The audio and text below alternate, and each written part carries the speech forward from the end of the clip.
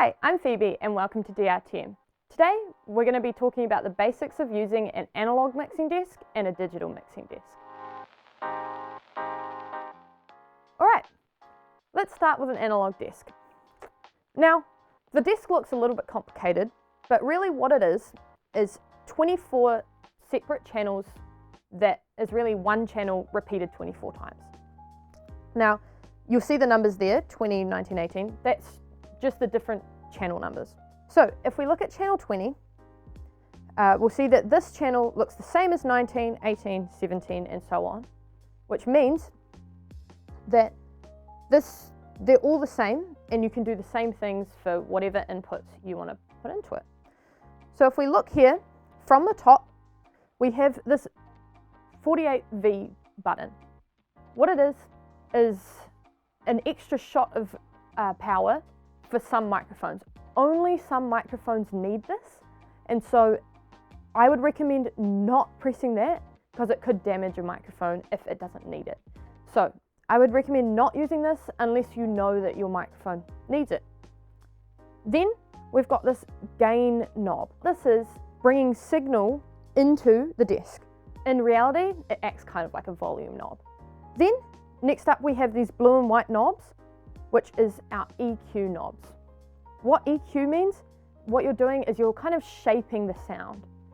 In reality, if you've got frequencies, high, low, in the middle, that you either really like or don't like, you can boost them or get rid of them to make it sound a bit nicer and flow better with whatever other inputs you have going on.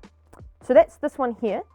And you have to click this EQ button down to make it work. If you don't click it down, then whatever you're doing with the knobs won't go through to what you hear outside. Next up is our auxiliary sends. I'm not going to go way into detail of these, but what they are is you can send them to the auxiliary masters, and that's how you get different effects like reverb and delay. Next up we have pan. Now panning is if you have two different speakers. If you pan all the way to the left, then whatever the input is comes out of only the left speaker. If you go all the way to the right, only the right speaker. Then in the middle means they come out of both. Then you've got your mute button, pretty self-explanatory. If the light's off, it means you can hear it. On means it's muted.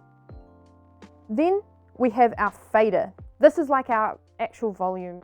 So at the U here, that means unify. Pretty much means that's at a good level.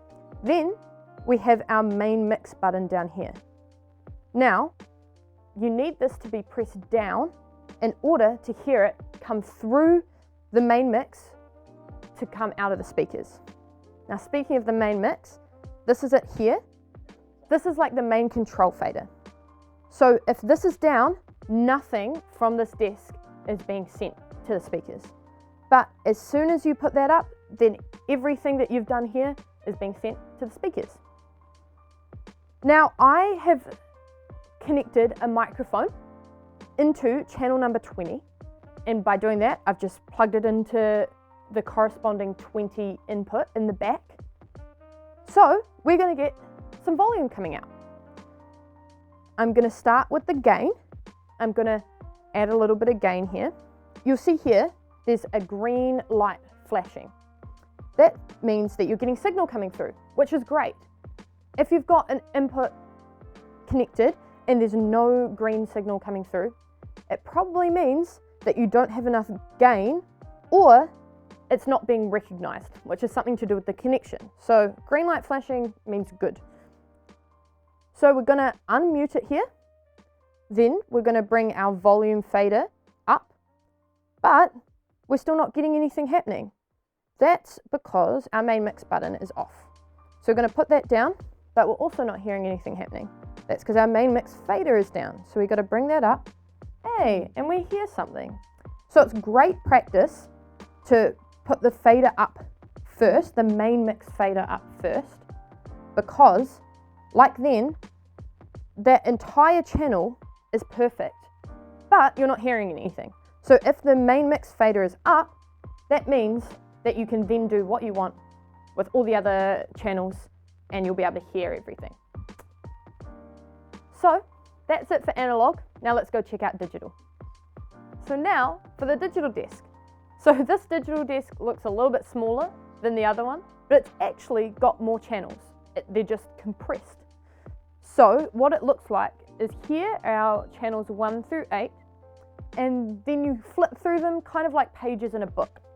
So you've got the buttons here, 9 through 16, 17 through 24, and then up to 32. So there's actually 32 channels in this desk. The channels look a little bit more bare than the last ones.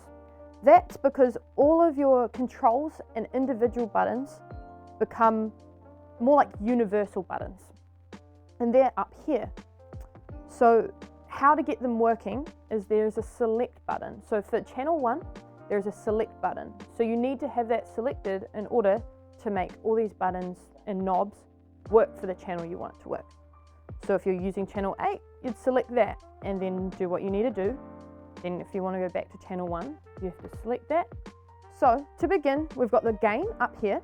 Then we've got the 48 volt button here. Like I said in the last part, you only want to use it if you know that your microphone needs that 48 volts. Then this part here is our EQ.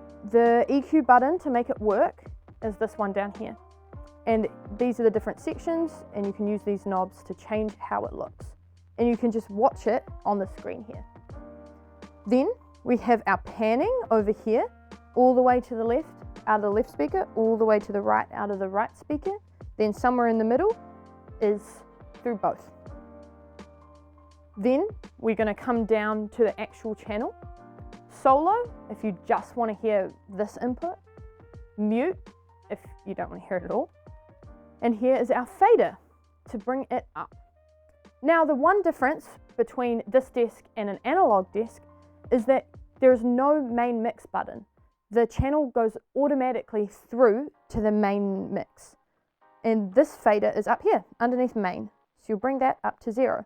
This section here is your auxiliary sends, your effects, things like that. I'm not going to go too deep into them, but once you get a feel of how to use a desk like this, they're super fun to play around with.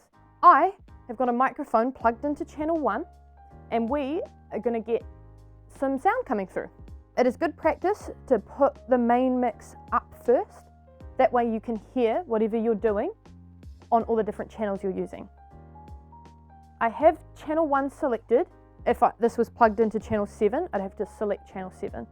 But we're using channel 1. So I've got channel 1 selected. Then I'm going to make sure the gain is up. As soon as I put the gain up, you'll see there's a green light coming through. With the gain down, no signal. So like I said, green light signal, that's a good thing. So we have the gain up, we come down, make sure that this is not muted. So if it's red, it's muted. Then we're going to put our fader up and we can hear ourselves. Now once that's at 0, and this is at 0, if I want to make it louder, that's when I touch the gain to make it louder. Thank you for watching. Please check out our other videos for other skills that you need to know.